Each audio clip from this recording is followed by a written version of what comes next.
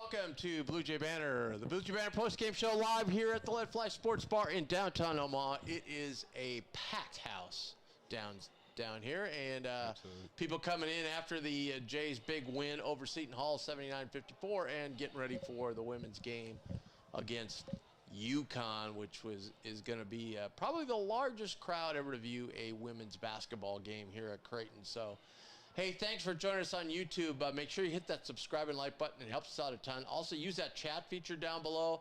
I've kind of started you guys off, so if you can start sending your questions, your comments, and so forth, check it out. If you're viewing here in the bar and you got a question, just come up, knock on the door. We'll put the question on for you, and so forth. Our guest today, Ryan Miller, assistant basketball coach at Creighton University, will be joining us in a little while, and also JASEN GREEN will be joining us from the Jays later on. I want to thank our sponsors, CareMinders Home Health Care and Discount Window and Door of Omaha. Workmanlike performance today, a little slow in the first half, but we went on my last count was 79-54. So that means we had a 59-26 run to close out the game. Fair. Yeah, Seton Hall did a great job in their first 20 minutes, honestly, executing their game plan, which I think we all saw. Getting to the mid-range spot, able to knock that down, having those athletes there. But, I just think not having the bench and the couple players that they had kind of working themselves back into rotation was huge. And we just kind of saw a little more Fedor, right? Got some bench production, which we were very proud of. And I just think we're clicking on a lot of good levels right now. Yeah. A couple things with that. Number one, with Seton Hall, I thought they executed very well in the half court in the first half. Absolutely. Yeah. Slowed down pace, didn't allow us to get in transition. We played to their game plan, and I think we realized that we had to put our impression on the game, and second half came out with a little more of an edge. Yep, absolutely.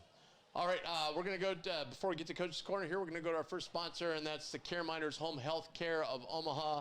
When you're in need of care for your injured or ill loved one, please check out CareMinders Home Health Care. Their agency is comprised of certified caregivers who have many years of experience.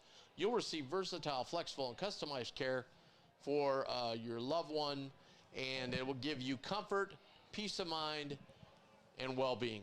So check them out today. Go to caremindersnebraska.com. They have everything there that you will need to find out what you need to do when the time comes and you need their care. And then you can also give them a call, 402-532-1383. That's 402-532-1383. That's CareMinders Home Health Care of Nebraska. And it's time for Coach's Corner. Got my good buddy. Oh, yeah. Ryan Miller, join us, man. How you guys doing? Good to see you. We're doing great, Coach. Yeah, doing well. It's always good after a win, right? Look, this looks good. Yeah, a little Oh, yeah. Pink out game. By the way, you look good in the suit today, man. And hope they don't bring that back, man. I hope they don't bring that. You guys look much better. That was tough for Mac to pull that damn suit out of the Well, the closet. problem is, ever since I went to COVID, which was 5 years ago, and we went to more leisure attire, I haven't bought a suit since then, and obviously through the 5-6 years I've gained a couple pounds, so trying to sneak back into one of those gets a little tough. That's fair. So we had the open collar. Yeah, exactly. I like that. And then my buddy said, boy, DK looks sharp. He goes, well, coach of Calipari, he's probably got 40 got a suits in million his suits. closet, right? Oh, yeah. Well, you got the slick back in the suits, man. Yeah. We were just chatting about the game. I thought Seton Hall did a very good job at executing in the half court in the first half. Yeah, I mean, they obviously had a game plan with a couple of their guys out with injury, and they were really going to try to slow the tempo of the game and make it a possession game. And, we kind of fell into their hands a little bit first half. We lacked a little bit of urgency, and we let them know about it, and Coach Mack let them know about the second half. We came out the second half with a little more urgency, and we were able to pull away. Yeah. I thought, we've seen that. Teams just want to get in the mid-range, and again, it gets back to Kalkbrenner. About halfway through the first half, he blocked one shot, and then that just kind of changed everything. Then all of a sudden, they weren't taking that shot as quickly as possible. Well, it was a couple things. I mean, obviously they were winding down the shot clock to the last. Yeah, they were. And then they're probably game planning. They're going to be in the drop coverage that we are kind of known for with Calc. And okay, we'll get down to the last few seconds of the shot clock, and we'll throw up a mid-range shot. If it goes in, we'll be in the game. If not, it's going to be hard. And we made a few adjustments. We raised up Kalkbrenner. We put a little more pressure on the ball in the second half, and the guys responded, and we took care of some business. Kind of took care of that backdoor wraparound pass too. They were getting home underneath the hoop, and we kind of defended that much better too as well. Yeah, I mean they were getting into the guts of our defense a little bit too much too. So we made some adjustments, and we needed some crackback stuff like, Kalk committing guys at the rim. They were able to get wraparound passes because nobody was covering that guy. Sure. And second half, we made more of made more noticeable decision to try to take that stuff away. Yeah. How juiced up were the guys coming in today to play? You know it's going to be a sellout. It's always a special day. Yeah. I mean, obviously the Pink Out Games. I've been here. This is my fourth one. It is a very special day, and it's a big time event for the Hope Foundation and everybody that's been impacted by cancer. And just go out and play for them. Be excited about it. Be able to play something more than your name on your back or your jersey in front. You're playing for people and families that have battled cancer, and it's a great game, and it shocks me every year how good the game is, how good the event is run by the administration and staff too. It's a great, well-run event, and we're able to raise a bunch of money. I think this one, since they've started it, I think we'll push it over $1 million raised. So pretty exciting stuff. Incredible. Just incredible. And it is really cool even today, the officials, when you do this Jennifer, they went over to the scores table, had placards, and stood there too. That was really neat. Neat deal. So a 25-point win, got a chance to get some guys in there. You know what the crowd's going to say? Oh, here we go, Fedor. Fedor's getting more and more comfortable out there, isn't he? Yeah, that's what we kind of said that on the bench. As time goes on, you can kind of see his confidence goes up, but also you need the staff's confidence and his teammates' confidence too. So, that doesn't happen overnight. People think, he gets eligible and you can just throw him in there and he's going to be ready to go, because of his experiences overseas and whatnot and his age. But the truth of the matter is, there's a process to this, right? And him not being with the top unit for most of the year because we didn't know if he'd be eligible, so we need to get those reps for those guys during the beginning of the year. He was out of a lot of those reps, and now you can see his confidence and his belongingness to U.S. college basketball. You can see his confidence just kind of showing his face and what he's doing out there as time goes on. Again, I think people expect him to just come in and be like that three-point guy because the fans love that, but he's a playmaker. He makes some terrific passes and knows how to find open man. Yeah, besides Steven and Jemiah, he's probably our third playmaking guy that we have out there. So if we want to hit the ceiling with this team, he's going to have to be out there some playmaking, not only, like you said, shooting threes, but he's got to get in the guts of their defense to be able to spray balls out and play make for others and get shots for Isaac, Jackson, Mason, Jason, whoever it may be, or flip ups to Kelk. He's going to have to bear some of that responsibility, especially since we lost Pop earlier in the year. So speaking of Isaac, all that work he's doing on that three-point shot, kind of getting that leg out a little bit. It's paying off. He's gotten that's 2 or 3 games in a row now. He's got one. Yeah, he's obviously Isaac puts a lot of time in the gym, so you're not surprised when you see his success. But again, you go into games. We talked about Fedor a little bit. Getting game reps, seeing the ball go through the net gets your confidence, and you can see Isaac's confidence start to ooze outward through him too. And the other thing, too, I think what people don't realize, all the work he put in the offseason to improve his quickness. You saw that in display today. The one time he got down the floor real fast on defense, the other time on offense where he got out on the break. I mean, he's so much quicker than he was, say, a year ago. Yeah, that was a point of emphasis for him, obviously, being able to switch coverages and be able to get on smaller guys. And will you be able to cover those guys in space? We have the luxury of having Kelk back there, so you don't necessarily have to guard them one-on-one, but you have to know your principles, where to funnel them to, and have the wherewithal and quickness and angle work to be able to get there so it's just not a straight line drive. Yeah. How big was this win today in the past 2 weeks for confidence of the guys? I think it was good. I mean, we didn't like our first half urgency we played with, and it's a little bit how what Seton Hall did to us. They lulled us into, I would say, lack of urgency by the way they were trying to make it really a possession game, give credit to the coaches and stuff. But I think, being able to get in games, being able to play in front of people and be able to make plays, I mean, every time you do that, as you know, as a former player, you get more and more confident. And being able to get guys that haven't been in the rotation as much, playing more minutes, so not only do they get confidence, but coaches and their teammates get confidence too is huge because in this sport, as long as you put in the work, confidence is a huge, huge thing. Absolutely. Yeah, and it all comes down to making shots in the first half.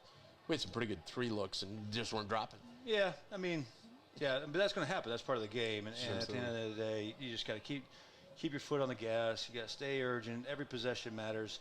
I mean, if you let a team like Seton Hall hang around, and then all of a sudden you look at it, there's 4 minutes left to go in the game, and you're up 3 points, it's anybody's ball game, you know? And that's their philosophy, not going in the game with their injuries and stuff. They kind of had to a little bit. Shaheen did. So we were able to get out there in the second half, play with more urgency. We actually pressed up a little bit more, made them speed up a little bit more. I think that really helped other guys too. Yeah.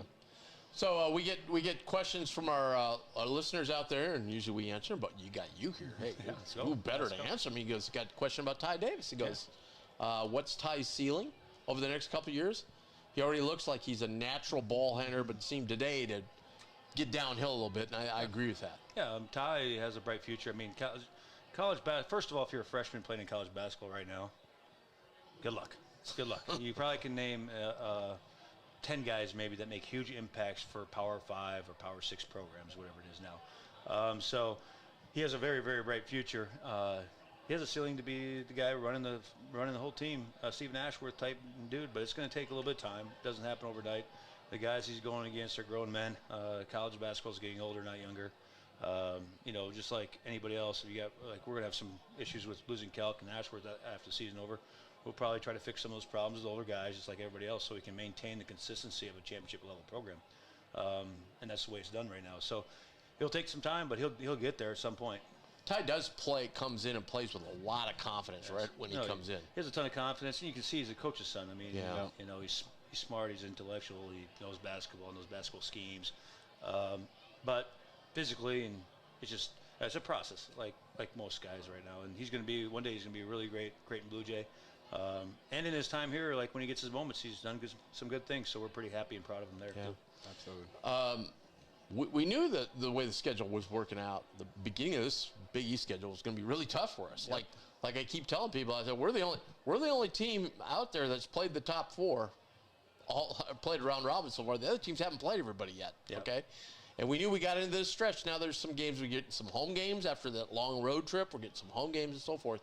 And the next one comes Wednesday. However, Wednesday, a Xavier team that now's got Hunter and Fremantle back. They're a formidable basketball team. Yeah, well, Xavier's maybe, I was talking to Coach Kellogg earlier today, maybe the most talented team or the second most talented team, I think, in our league. They've had some injuries and whatnot with Fremantle. That's kind of made them go up and down a little bit, but they're capable of beating anybody in our league. As they showed against Marquette. Exactly right. And St. John's, they were up 16 and gave away a big lead at St. John's at the Madison Square Garden. So very, very talented. They have a couple kids that we went after in the portal, in Maddox and Conwell, and they're very talented players. And, they're going to come here with a lot of confidence. They have a big game tonight. Is it Uconn, I believe? Yeah. Yep. Big game tonight. Is that at Xavier or Uconn? At Uconn, I believe. That's at Uconn. So that's going to be a big one. I mean, but if they win that game, they're playing with a lot of confidence, and it's going to be a tough game. I mean, I think this next 5 games, and obviously you can't look forward ahead, but the next 5 games will probably define where our season goes. I believe it's Xavier, and in there you got Providence and Uconn. At Xavier, sorry. Yeah, it's at Xavier. That's what I thought. Yeah. Oh, that is Xavier tonight? At Xavier. So, yeah. Because they've already played at Uconn. They lost in overtime at Uconn. That's right. Yeah. That's right. So I think the next 5 games are really going to define where our season goes. I mean, Xavier's in there, and then we got Providence. Providence, I believe. Villanova, Providence. Villanova, Providence on the road, and then we got the big ones, Uconn and Marquette at home. And then that fall after that, we get St. John's on the road. Yeah. So next really, 5-6 games can really define where we're at. Hopefully, we can get all of them. You go 5-1 in the next 6, so you're sitting pretty good. All right. Well, great work. Thank you. Can't wait for Wednesday. Absolutely. I appreciate you guys. Be a big game. Sir. Thank you. All right. That's Coach Ryan Miller. And by the way, sponsored by Care Miners Home Health Care of Nebraska. Check them out. As we gave you the phone number, 402-532-1383. That's 402-532-1383. Or go to careminersnebraska.com. Check out all they have to offer. And you will be ready to get their services when the time comes for you to take care of your injured, ill, or senior loved one. That's Care Miners Home Health Care. As we were talking before Coach's Corner, so who came off the bench today? Who'd you like? Of course, Fedor, right? But Trout, I think, his confidence still is Trout bleeding keeps through. doing things, good things out there. And, you know, he got a 2-point field goal, which, you know, was rare. Was running the court. Like you said, he's got a little quicker this offseason, so he's playing some great defense on the defensive side. And he's just keeping that energy there. You know, he knows he's kind of one of those tweener guys where he could be starting or he could be sixth man. So just putting the effort in that's needed really at the end of the day. And you kind of seeing that from Mason as well too, right? Still not able to really hit the ocean right now, but he's working through those struggles, which is nice to see. Yeah, absolutely. I thought, all the guys that came off the bench today, I thought played well. I mean, I thought Fred didn't get a lot of minutes, but when he's in there, I thought he was good today. Played well. Ty played really well. Showed his aggressiveness again. Absolutely. Trout, like you mentioned. Mason still struggling from that perimeter. Still struggling from the perimeter. Still struggling just in general. But he's playing hard, on though. Offensive end. But he's playing hard defensively. I think a lot of that's just confidence with, you know, like I said, he more or less had a leg injury, lower leg injury, you know, this offseason. And I just think he's trying to find his confidence back on the floor, right? And I think this is more or less, this is a new team. You know, granted, we have Kalk and Ash, who are, you know, some staples here, but trying to work in some new guys and build some chemistry, that's not easy, right? And they haven't been able to have a lot of court time. So, you know, just kind of seeing that game by game to grow, you know, internally is great. So who would your unsung hero today be? That's a tough one. Honestly, would still like to go with Ty Davis, just building it off his confidence. But I think Fedor came in, didn't cover as yet. I think I said he was going to get 12. I think he had 9 per se. They took him out basically right at, you know, time, about 5 to 6 left. But I think Fedor, honestly, is the unsung hero. You know, of course, Neil got into foul trouble, so it kind of allowed it some extra time for Fedor. But absolutely, he made the most of it. You know, was able to play, get downhill a couple times. Respectitude, got him 4 fouls. So. Yep, was able to kind of get downhill, make some good passes, and like you said, some of his playmaking ability is, I think, underestimated in some regards. So really good, because there's times you think he's in trouble and he doesn't. He finds somebody. Right, you know? Right. And you know, they're huge overseas on just fundamentals. So being able to pass the ball is definitely something that's probably high on his skill list. And I just think we're going to see more and more of that as he gets a little more comfortable with ball and have an opportunity. Absolutely. I've got a worse call. What you like? No, I can't remember it. It's tough with a game like this, right? Like, you know, like it was in the second half. Like, it was in the second half, okay? There was a foul called on a steal, and I didn't think, I don't know what happened there. There was also there was another missed call on a pick and roll when the crowd went nuts when they were booing. That was in the first half. Yep. When Jemiah got his quite second, a bit tonight, though. When Jemiah got his second foul, I thought that was an illegal screen, because they called it. Right before that they called one on Jackson. By the way, Jackson got his money worth on that illegal screen. Yep. That got laid out. Absolutely. But I thought that was a kind of pretty iffy call too. But again, like you said, when it's a 25-point game, you know. Yeah. I'm kind of reaching right now, but. I didn't have too many questionables. You know, I just think refs just trying to make it somewhat of a fair game at times. So, you know, some of those can go either way. But, I had another one. I'll think of it later. I think that free court one, you know, open court, more or less, you know, to a player's eye or a coach's eye, there's somebody trying to stop the fast break, too. That's one of those European fouls generally. So I think refs here in the States are getting, you know, better at seeing that before it gets to, you know, the intentional as well. So that might have been somewhat of that one, but yeah, I think it was a more than fair game for the most part. Started off the second half, Seton Hall was fouling quite a bit, right? And I think we started, you know, ramping up a little pressure as well too, but I thought it was a decent game. They came out very aggressive in the second half, and Kalk was getting held in there. And, they were. You know, they were. Crowd just which they called a few in the first half too, though. Yeah. I think that was a lot of probably their game plan, right? Try to bully us in a little regards, and I think you saw that. And that's why I think it was so implemental for Mac to really just get the ball in the Kalk, especially early. You know, there were some where we saw him force some up in between double teams, but him being the presence that he is, was able to kind of finish some of those that and just show that our toughness is, one of our strong suits, but it's something that we generally put on the back burner. I liked it. it. Yeah.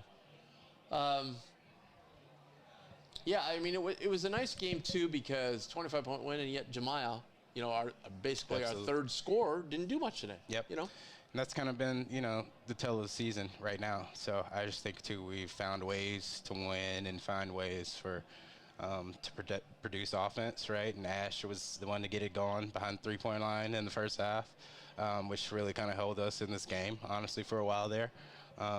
That, got into foul trouble. I think he was a little mental in his game, too, on side of things, and just a little reserved in aspects that maybe shouldn't have been, but got in some foul trouble that, Fedor got another chance, was able to, add some of those buckets. And Trout just, played exceptional, too, knocking down, absolutely. some big jumpers. Absolutely. That and one, as you mentioned. Yeah, we shot kicking the leg a little bit, but he got it. He's been working on that. Yeah, well, because people are like, "Why are you doing, Isaac? What are you doing? Like, you don't need to do that." And Isaac goes, "No, I'm working on this." And everybody was a little skeptical. Now he's gotten 2 calls in 2 games in a row. No, I hear it. I hear that. And I honestly think he's got a call I wish they wouldn't call, frankly. Yeah, I'm not a big fan of it. Unless you actually just clearly run that guy off, run him out of the three-point line. But, it works. It works for us. Savvy veteran. It works for us. You could say that, but until it goes the opposite way for us, we're going to be a little. Well, he might get somewhere. We're going to be on the side of it. Here's what you do is you keep doing it if they're going to keep calling it, and then when they stop calling, you're like, all right. Well, that's the thing with the refs, right? They make notes, and they're mental notes, and the ref's probably saying, hey, I might have not, should have gave that because of the kick of the leg. They watch film as well. Right, so the next game maybe it could be offensive because that's technically an offensive foul. That technically is, right? Yeah, so but they're going to be a pivotal point. You rarely see that one. You rarely, but that's the thing. There's a build-up here, right? And that's what I don't want to see. There's going to be a pivotal game with St. John's and UConn at home. That happens. Now it's offensive, close game. Now we're going the other way. Yeah. That's a momentum changer in a lot of regards. And I don't want to say they're more or less baiting him up, but I could just see I foresee that happening. Hey, but you know what? Pretty impressive. He still knocks the shots down. Yeah. You know what I mean? Absolutely. Great concentration. And once a shooter like that, once it leaves the fingertips, really there's not too much more you're worried about. He's shooting with such great confidence now. Right. But and it's rolling over into the other parts of his game. Like, he's become a pretty decent defender now. And for him to hustle down the floor on that fast break, that was huge.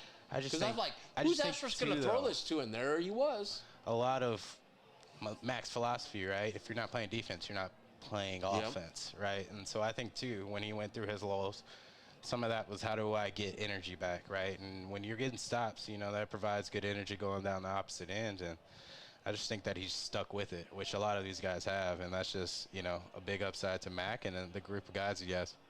Coach Miller talked about the intensity at halftime. 20 points is what we allowed in the second half. That'll get it in. That's pretty high level. Yeah. Granted, I think some of that was fatigue. We just kind of wore down on, their numbers and what they had on the opposite side. And, we got some high-level players, and you can only hold them back for so long. And then you start getting into T for D, breaking down their defense. They weren't rotating as well as they were early on in the game. Starting to get some of those spray outs. Jason even hit one today. So, I just think, too, there was a lot on the game. It's a big event today, playing for a cause. They came out with energy to start, and I just think we knew what we had to finish at the end of the game. Yeah, absolutely. We're waiting on Jasen Green. It's going to take him a little while to get over here. They've got some post-game duties when it's pink out. You got to go down and meet the families of the shooting shirts who auction off the shooting shirts and so forth. So, but I was assured that he'd be on his way shortly. So.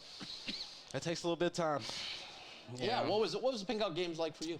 They're great. Great events. I've lost a couple family members to cancer as well, so it hits home emotionally, definitely. But it's just a good time event, you kind of wrap the community around you, and you just kind of see, what that means for other individuals at times that you're just playing for something bigger than, like Miller said, than what's on the front or on the back of that jersey that. It kind of gives you that selflessness that a lot of these guys need, especially in this NIL stage of where things are. It kind of brings them back to earth. So I just think it's good, man. great cause. You know, Mac's done a great job the past 15 years here with that. Unbelievable. And it's, you know, it just keeps every year, it gets a little bit larger, right? So him being an individual too, personally affected by it, that, you know, he has, you know, his own rights behind it. But, you know, I just think this was just a great event. You know, you do get to meet their family, you get to meet their extended families, taking pictures. They're just so appreciative as well. And it's just, you know, you feel that. It means more than what the game actually is too, right? And it kind of takes you outside of understanding that there is more to life than just this bouncing ball. So, yeah, no, it's a great event. And it must be good for you guys too. Afterwards, you meet the people. Absolutely. Who donate the money to the cause and auction off the shirt. You're shooting shirts. And absolutely. And yeah, you get to see maybe, you know, maybe their past ones or the ones that are still around, and you get to meet those individuals, see pictures, whatever that is. It's always nice, you know. And you know, like I said, that's kind of a good battery to kind of put in the rest of the back for the rest of the season too, going forward, because you're also playing for other people, right? So it's just some good, I think, for the players too. So we do want to talk some more about this game. We want to kind of preview the Xavier game as we're waiting on JASEN GREEN. But I do want to touch on the game coming up here in, about an hour? Yep. Over at CHI. So, hey, if you're sitting at home right now and you didn't know about it or what have you, head on down. Creighton and Uconn in the women's game taking on, tips off, I think, at 4:30. A fair amount of Uconn fans in the house here at Let It Fly. Absolutely. They got a staple coming down from Minnesota, and you know, she's in the house tonight. Is big time collegiate player. Absolutely, one of the top NIL collegiate athletes. So you know, all due respect, you know, she's a great player. You know, but our Blue Jays are 6-0, so they're hoping to kind of spoil what she's got running right now. So. Looking forward to a great game. You know, I think it's going to be a big one. Yeah, and the Jays have never played well at home against UConn. They battled UConn down to the wire a couple times in stores, but never done as well here. So, you know, Flan was kind of joking about, you know, how Gino had said, well, Flan's never going to go play in the big building. He's got such a home court advantage here at Sokol. Then the next year he turns around and does that. Yep. And Flan's kind of like, well, geez, what do I got to lose? I haven't been very successful in Sokol. So, but as Austin and I were talking to, and he can kind of expound on this, when you see players like Paige, the high-level women's players, it really blows you away. I mean, how good they are. Yeah, just true talent. And you can just tell they're well-experienced, and you can just tell they've put those 10,000 hours into, you know. You know, I've grew up with two sisters as well, and a lot of times they were the ones out there being my defenders and things. So there was tactics and just, you know, moves and skills that they maybe picked up that they might not have seen at another stage. But true individual, just high caliber talent, you know. And I'm just excited more or less to see the game. I've been waiting to see her live, so I'm really excited for that. Yeah. And, you know, the Jays are right there, you know, right there with UConn as far as at the top of the Big East. So big opportunity for the Jays today. Absolutely. So we were talking with Coach Miller about Wednesday night in Xavier. Yeah. It's been a team that, like we mentioned, they took UConn right at the beginning of the season. They took UConn to overtime at UConn. And then they kind of had some struggles. They were still playing shorthanded. And then I think they really opened a bunch of eyes last Friday night when they went into Marquette and won.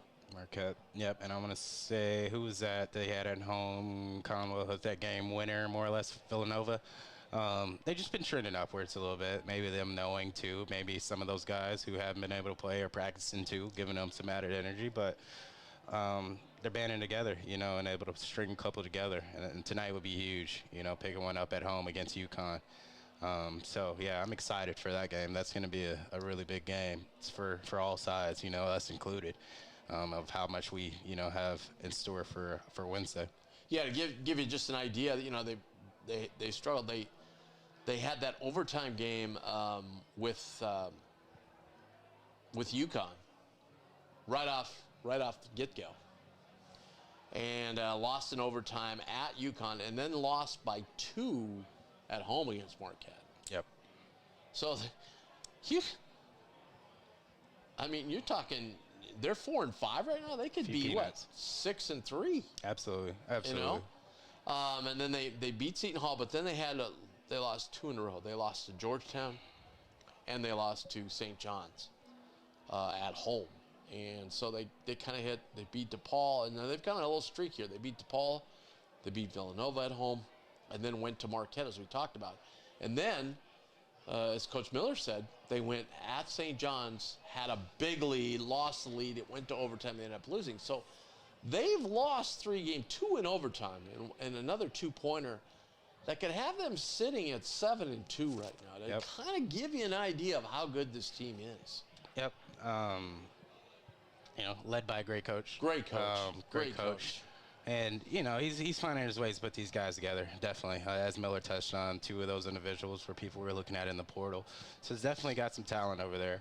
Some injuries and health kind of caused this thing to kind of, taper off a little bit. But they're finding their way. And as, you add some of those key instrumental guys back to the group, I think we're going to see a different side of Xavier and honestly more from our Big East, possibly getting that bid. So, it only makes our conference better, really, too, right, to see teams, advance and more or less play at a higher level. So I'm excited for it. And like every night, you're now looking at these DePaul and Seton Halls that we've maybe seen these past 2 games. Some shots there, but, just looking forward to kind of just seeing some high competition. Right. This is a game we're going to have to step up our game, especially in that, the first half today. Right. Which we might see, we won't see the rotation as loose as it's been the past 2 games for safe, right? Fedora might not be the 6th man off the bench, coming for Xavier, but he might at this point, who's to say that? But I just think we're going to see somewhat of that usual rotation that we're used to seeing, and some of our marquee guys playing some higher minutes. Yeah, we were talking during the game, and I'm like, wow, that's, this is big for the team, and that Fedora's getting this together. And the guy talking to goes, yeah, big for the team, but maybe not so big for Mason and Jason. Yeah. If they don't up their game as well, then they're going to lose some minutes. Yeah, but that's just part. That's a part of the beast. I can't say Jemiah right now is going to lose minutes, but today just kind of worked. You may be more comfortable giving him a break, I guess. You know what I mean? At times, absolutely. And just knowing too that you have a guy, like Miller said, not only does he trust the guys trust him, and also the coaching staff trusts him, which is, the priority in a lot of that. So I think a lot of his just big disadvantage too is, like he said, not playing with those top guys, having the chemistry maybe he should have, and more or less on the defensive end. I just think there's some schemes and things too, the way Mac, has his defense running and the tactics there that generally isn't seen in different aspects of overseas. That now he's starting to work in on that end of the court, and maybe we will see him. We'll see how this next couple of days go of practice, but. Looking forward to it. I just think there's a lot of confidence just brewing in the mix of all those guys, whether it's Jason, Mason, Fedora, Trout. I think they're all happy with their roles, right? Because I just think they're more prideful on the success of the team right now rather than individually. And that's what it takes to have a championship caliber team rather than having, high level guys really most days. So, I'm just I'm looking forward to just seeing how they build on that. Of course, once Mason comes and he hits a couple, that's going to change the trajectory of this team. But I just think they're doing a lot in a lot of different areas that, they're making up for just scoring, and that's kind of been our downfall in a lot of it. We might have some of the best teams in the nation, but we hadn't been able to actually figure out the defensive end or maybe the scrappiness aspect. So now they're kind of being this complete team, and people are just kind of falling into roles that, they're still letting it fly when they need to, but they're also taking heed to the priority. Yeah. Let's take a look at the standings. So Marquette's 8-1. They won last night. They're 17-3 overall. St. John's 17-3 overall. Doesn't seem like they've won that many games. But you got to think who's running that ship, man. Yeah, you can never knock that. I know. DK would be in here screaming at the rooftop, granted he's a Blue Jay, but that's just who that individual is, and I think he's just kind of got those guys.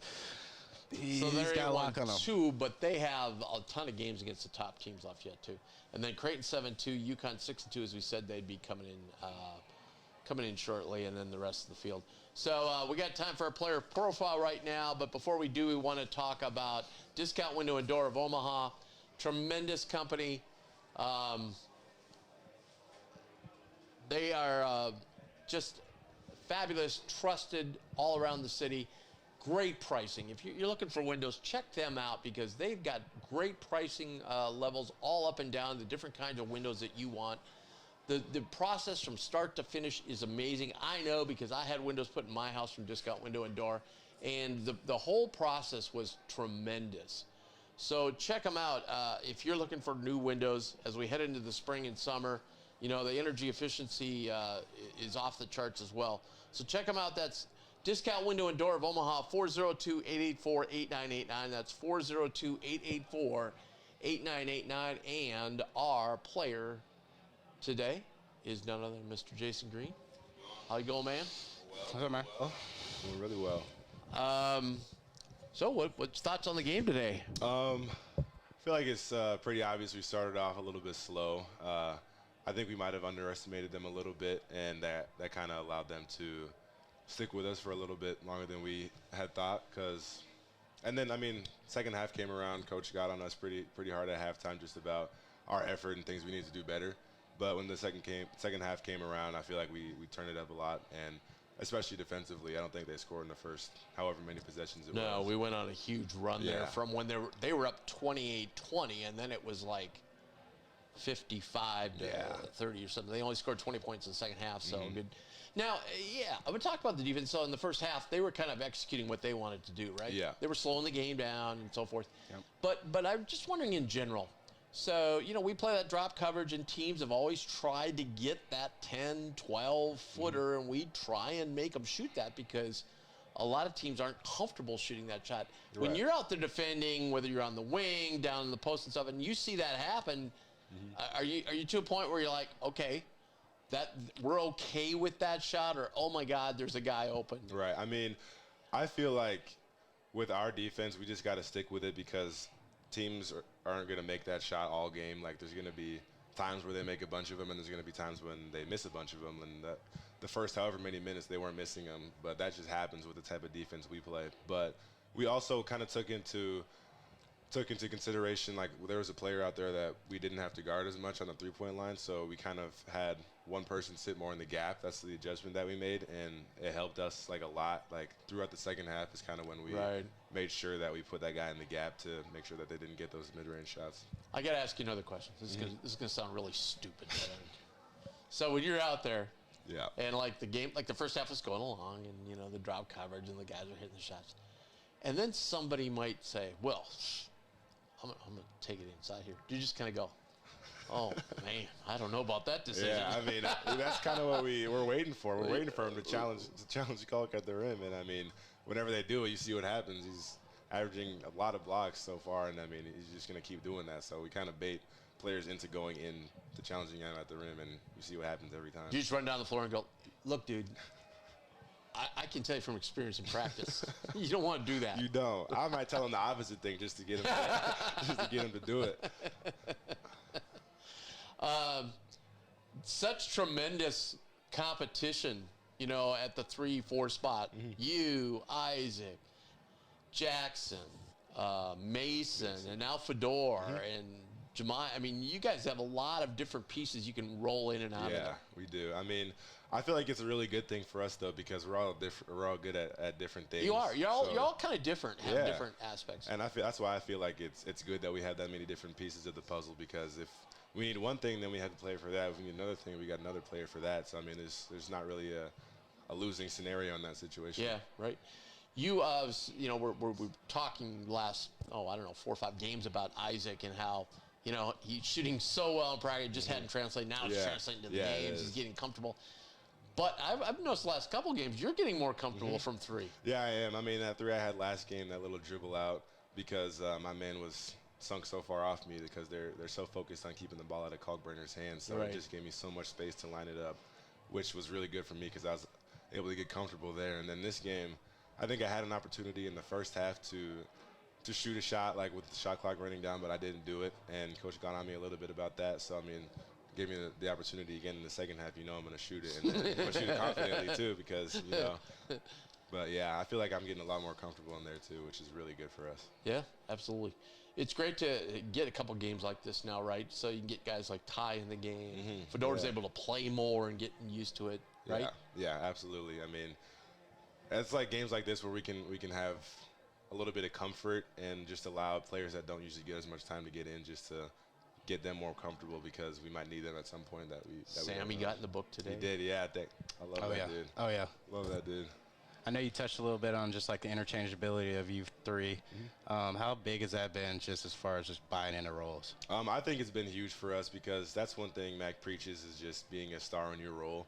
And all of us, obviously, we know that some games we're going to play more, some games we're going to play less, and we don't really care as long as we're doing what we can do to help the team get the win. And I feel like all of us have bought into what we're doing, especially this late in the season, and it's been working really well for us. Absolutely.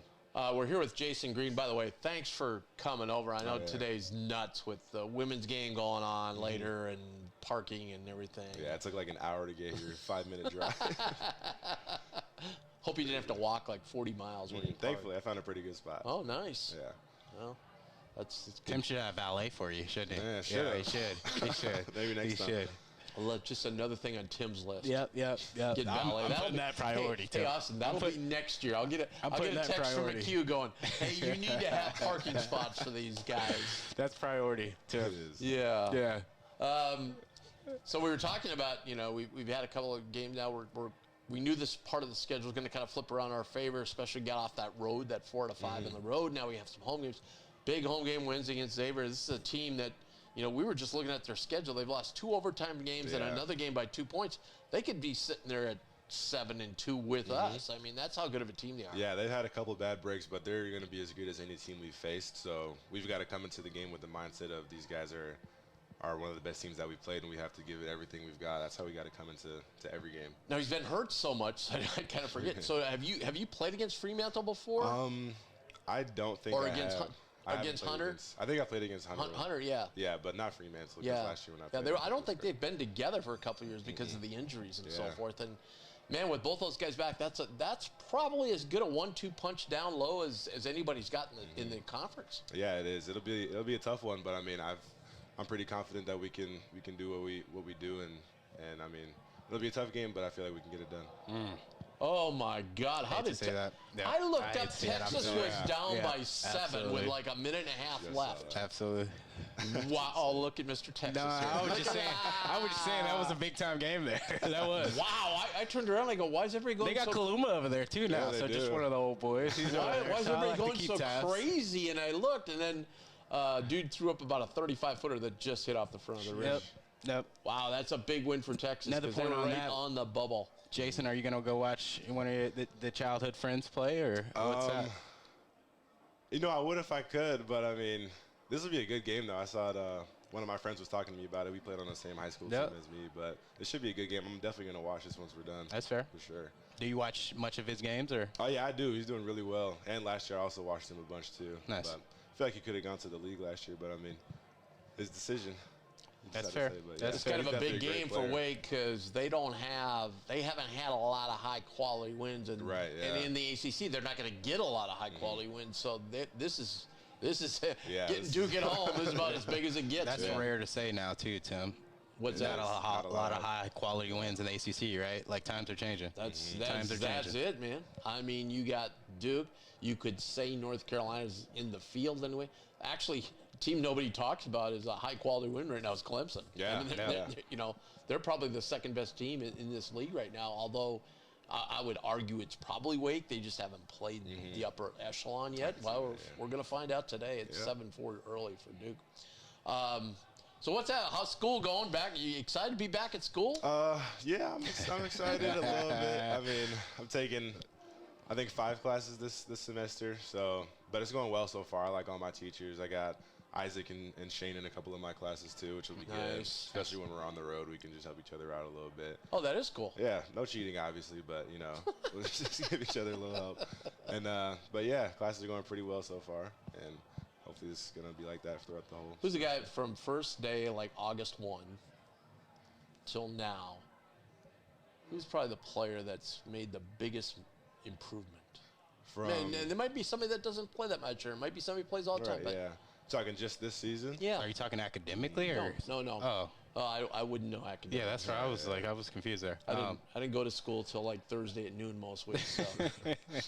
I would actually say it's Fedor, because not because of his like skill, but because of how he thinks now. Like it's so hard to come into this program and be able to play right away, just because of how much attention to detail there are to like a bunch of specific things. And when he came in, he was really struggling just with all the concepts and stuff.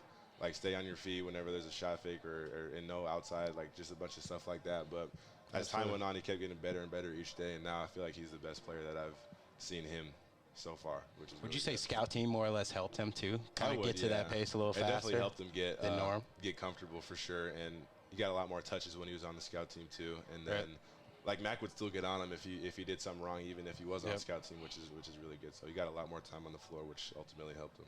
Yeah, absolutely. Jason, thanks so much. Yeah. Appreciate you stopping by, much, fighting guys. all the parking Yes, sir. today. Appreciate it. And his appearance is sponsored by Discount Window and Door of Omaha. I want to thank them as a sponsor of our show. If you need windows, check them out. That's Discount Window and Door of Omaha. They're America's window store. Their phone number is 402-884-8989. Check them out, and you'll be happy you did, I'll tell you that. All right, so Wednesday, another big game, buddy. Yep. That's that might be one of the biggest ones, honestly. I think we're kind of sleeping on a little bit, especially how after tonight. We'll see how tonight goes. You know, got Uconn at home. Like you said, they just beat Marquette on the road. I think it's going to be a big game regardless. It's going to be a big tester. You're going, first, like you said, we're going against a great coach. Yeah. You know, he knows Mac. Mac knows him. So, that's number one. Number two, you got two guys down low. Sure, we've got Creighton down low, but they've got two guys. And these are different.